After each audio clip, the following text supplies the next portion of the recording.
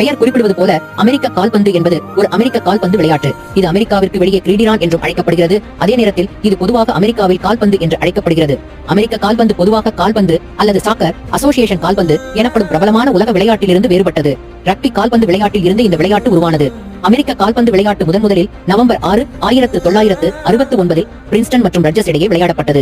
அமெரிக்க கால்பந்து என்பது ஒரு முழு தொடர்பு விளையாட்டாகும். மேலும் இது ஓடுவதை பற்றியது. எந்த அணியும் பந்தை பிடித்துக் கொண்டு அல்லது கடந்து சென்று எதிராளியின் கோல் பகுதியை அடைய முயற்சிக்கிறது.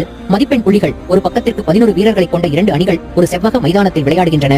இந்த மைதானம் 110 மீட்டர் நீளமும் 48.76 மீட்டர் அகலமும் கொண்டது. ஒவ்வொரு முனையிலும் கோல் போஸ்ட்கள் உள்ளன. பந்து வடிவம் ஒரு புரோலேட் ஸ்பிரைடு ஓவல் ஆகும். இது வேறு சில கால்பந்து விளையாட்டு 60 நிமிடங்களுக்கு மேல் விளையாடப்படுகிறது. இது தொழில்முறை விளையாட்டுகளில் 30 நிமிடங்களில் 2 பகுதிகளாக பிரிக்கப்பட்டுள்ளது. வீரர்களின் பாதுகாப்பிற்காக கால்பந்து ஹெல்மெட் மற்றும் தோள்பட்டை பட்டைகளை அணிவது குறைந்தபட்ச தேவை. அமெரிக்க கால்பந்து உலகம் முழுவதும் விளையாடப்படுகிறது. ஆனால் கணிசமாக வட அமெரிக்கா, ஐரோப்பா மற்றும் ஜப்பானில் விளையாடப்படுகிறது. மிக்க நன்றி.